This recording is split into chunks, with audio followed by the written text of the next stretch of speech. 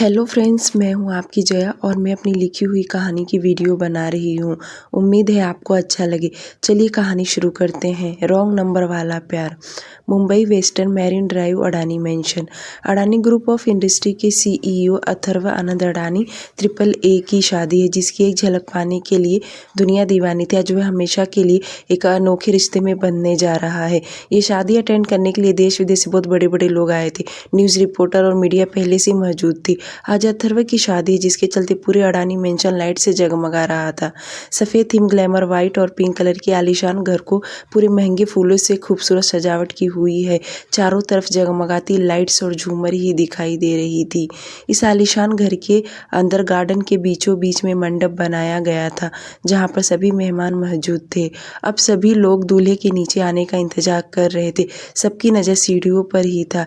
एक साथ सबकी नज़र सीढ़ियों पर गया, जो अथर्व और उसके राइट साइड में छोटा भाई आर्य और लेफ्ट साइड में उसका जिगर का टुकड़ा जो दोस्त माहिर, तीनों नीचे आ रहे थे। अथर्व ने जो शेरवानी पहना था, उसका colour classic fuchsia light pink silk sherwani था। साथ में रजवाड़ों की तरह सिर पे मोठड़ी की पगड़ी रखी थी, जिसमें डायमंड के स्टोन लगे हुए थे। गले में मोतियों के हार, कंधे पर शॉल और हाथ में कटर। उसे इस लुक में देख सभी के सभी देखते रह गए। आर्य और माहिर किसी से कम नहीं लग रहे थे। वे दोनों भी गुड लुकिंग, हैंडसम दिख रहे थे। शादी में मौजूद लड़कियां उन्हें देख आंख भर रही थी। उन दोनों ने भी व्हाइट कलर के मनियावार ब्रांडेड क्लोथ पहने थे। तभी भीड़ में से एक बूढ़ी औरत निकली, जिनके हाथ, पैर, मुंह झुर्रियों से ढका था। वे छड़ी के सहारे चलते आगे बढ़ी कि आर्य आगे आकर उन्हें संभालते हुए कहा, क्या कर रही हो नानी, संभल कर, नहीं तो गिर जाओगी। नानी को कम सुनाई देता था, जिस वजह से उन्होंने उसे कुछ कहा नहीं। आर्य उनका हाथ पकड़ के सोफे तक लाया। अथर्व नानी के सामने आया और झुककर उनके पैर छुए। नानी ने अपनी 10 उंगलियों से अथर्व की नज़र उतारी। उसे किसी की नज़र ना लगे, इसलिए दुआएं बलाएं दी। जिस पर अथर्व मुस्कुराया और कहा, नानी, मुझे आज तक किसी की नज़र नहीं लगी। 21 सेंचुरी में हूँ। नानी ने अथर्व के कान पकड़कर बोली, बदमाश नाती मेरा। अथर्व के दादाजी परमेश्वर जी, जिनकी उम्र लगभग 78 वर्ष के आसपास होगा। अथर्व ने अपने दादाजी के पैर छुए। दादाजी ने अपने शेर पोते को शाबाशी देते हुए आशीर्वाद दिया। अब अथर्व ने अपने मॉम डैड के पैर छुए। आनंद जी ने अपने बेटे पे गर्व करते हुए आशीर्वाद दिया। नीलम जी अपने बेटे को आशीर्वाद दिया। उन्हें देख यही लग रहा था जैसे वह इस रिश्ते से नाखुश हो, पर अपने बेटे के लिए खुशी आगे लाचार थी। नीलम जी का उतरा हुआ चेहरा देख आनंद जी बोल पड़े, नीलम, तुम ये क्या कर रही हो? यूं ही मुंह लटकाए घूमती फिरोगी तो लोग क्या कहेंगे? खुशी का दिन है और तुम्हें भी खुश रहना चाहिए। जिस पर नीलम जी उदास होते हुए आगे बोली, कैसे खुश हो सकती हूँ मैं? ऐसी लड़की के साथ मेरा बेटा शादी करने जा रहा है, जिसके बारे में हमें कुछ भी पता नहीं है। मुझे ये लड़की पता नहीं क्यों मेरा मन घबरा रहा है। अब आनंद जी नीलम जी पर नाराज होते हुए बोले, नीलम, तुम बहुत ज़्यादा सोचती हो। हमें हमारे बच्चों के लिए खुश होना चाहिए ताकि उन्हें भी अच्छा लगे। आनंद जी के लाख समझाने के बाद आखिरकार नीलम जी मान ही गई। दोनों लोग मिलकर रस्म निभाने लगे। घर वालों ने आर्य को कहा कि वे होटल जाके काया को लेकर आए, क्योंकि अथर्व ने पहले ही घर वालों को बता दिया था कि काया अनाथ है, जिसके चलते आर्य को उसके साइड से भाई का रस्म निभाएगा। होटल के कमरे में काया दुल्हन के जोड़े में तैयार होकर बैठी थी। उसने इस वक्त डार्क पिंक कलर का लहंगा पहनी हुई थी। दिखने में बेहद खूबसूरत लग रही थी। जो लड़का एक बार देख ले, दूसरी बार देखने के लिए मर मिटेगा। काया को रेडी करने के लिए इंडिया के top classic makeup artist I हुई थी। फैशन डिजाइनर से लेकर मेकअप आर्टिस्ट उसके आगे पीछे घूम रही थी, क्योंकि अथर्व को उसकी होने वाली वाइफ को किसी भी चीज़ की कमी ना हो। वे आज से अडानी खानदान की बहू बनने जा रही है।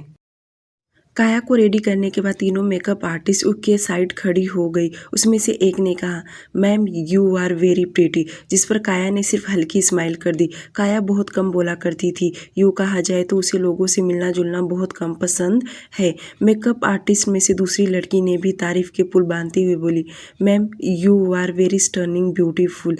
आर्य होटल में दाखिल हुआ और अपने सामने काया को देख वेडिंग विशेस दिया और हल्की स्माइल करते हुए कहा, आज से आप मेरी भाभी नहीं बल्कि आप मेरी बड़ी बहन हैं और मैं आपका छोटा भाई। वैसे भी आप मुझे शैतान भाई भी कह सकती हैं। मुहूर्त का टाइम हो गया है, सभी लोग आपकी इंतजार कर रहे हैं। तभी अथर्व का बॉडीगार्ड तेजा अंदर आया और नज़र झुकाए हुए काया को ग्रीट किया। नज़रें नीचे किए हुए ही बोला, मैम, सर का ऑर्डर है आप दोनों को ले जाने के लिए।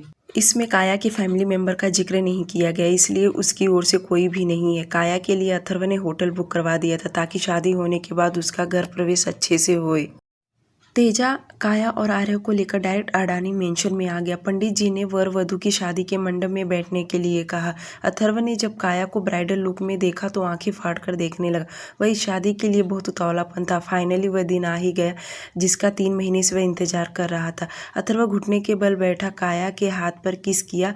वहां पर मौजूद सभी लोग यह नज़ारा देख बहुत खुश थे। अथर्व काया का हाथ पकड़ मंडप में ले जाने लगा। वहीं आनंद जी अपने बिजनेस डीलर से बातें करने में बिजी थे, क्योंकि ये इंडिया के साथ साथ विदेशी लोग भी मौजूद थे और साथ में मीडिया की नज़र उनके फैमिली पर ही था।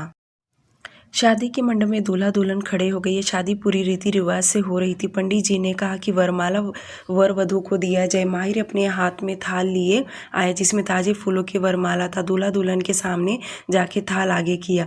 अथवा हल्की स्माइल करते हुए हाथ में वरमाला लिया। उसके चेहरे पे जो खुशी थी वहाँ मौजूद सभी लोग देख सकते थे कि तभी आसपास गेस्ट की भीड़ लग गई ये शादी नज़ारा देखने के लिए। तभी पंडित जी ने मंत्र पढ़ते हुए कहा तो वधू सबसे पहले वर के गले में वरमाला डाले, जो इस बात का प्रतीक है कि वधू ने वर को अपना पति के रूप में स्वीकार कर लिया है।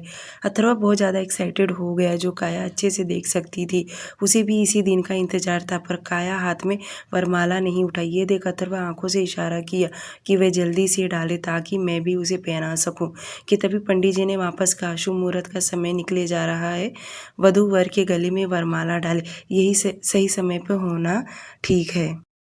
काया अभी भी हाथ में वरमाला नहीं ले रही थी, जिसे देख अथर्व का चेहरा फीका पड़ने लगा। उसे लगा हो सकता है काया को आज अपनों की याद आ रही है। यही सोच अथर्व अपना हाथ काया के कंधे पे रखा। अथर्व का हाथ टच होते ही काया अपने सेंस में आई। अथर्व ने उसे प्यार से सहलाते हुए धीरे आवाज में कहा, मैं तुम्हारी फीलिंग समझ सकता हूँ, पर आज से तुम्हें वह सब मिलेगा जो तुम चाहती थी या चाहती हो।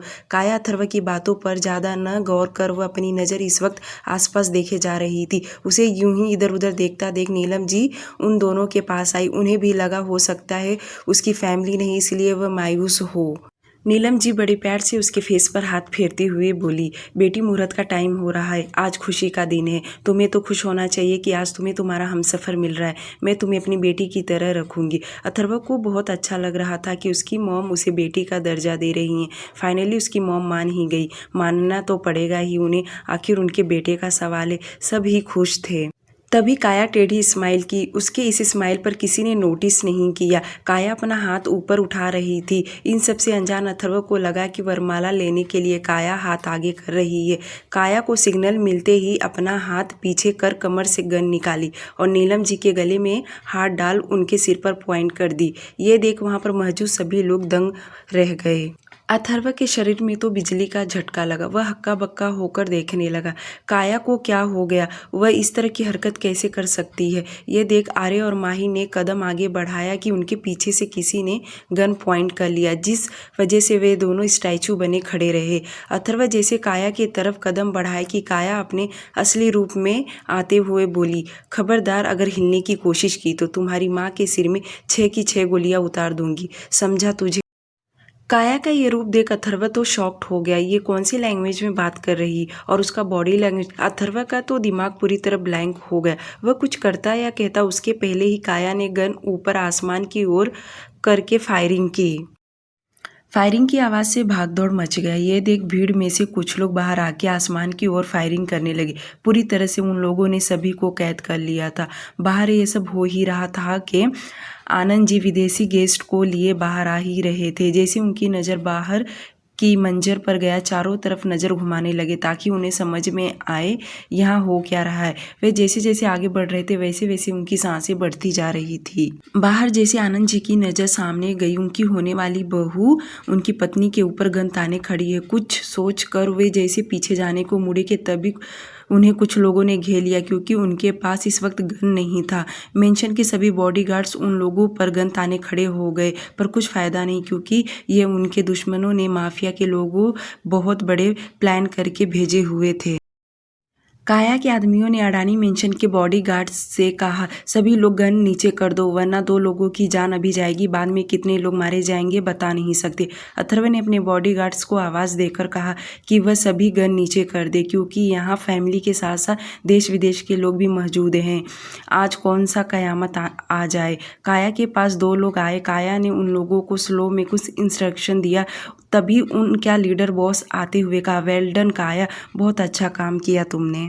मीडिया और विदेशी लोग सब डर के मारे चुपचाप खड़े रहे। किसी की हिम्मत नहीं कि आगे आए। अगर किसी ने हिलने की कोशिश की तो मारे जाएंगे। अडानी मेंशन के बॉडीगार्ड्स भी आज लाचार थे, क्योंकि उनके मालिक की जान खतरे में है। तभी उनका मेन लीडर सामने आया, जिसे देख सभी लोग दंग रह गए। ये कोई और नहीं बल्कि उनका खानदानी दुश्मन देशमुख है। इनके बारे में हम बाद में चर्चा करेंगे। अथर्व सोचने लगा, क्या काया देशमुख की बेटी है। ये देख अथर्व को जरा भी हजम नहीं हुआ। अब उसे सब खेल समझ में आ गया। ये लड़की कौन है और कितनी चालाकी से इसने मेरा फ़ायदा उठाया, यहाँ तक कि सभी घर वालों का।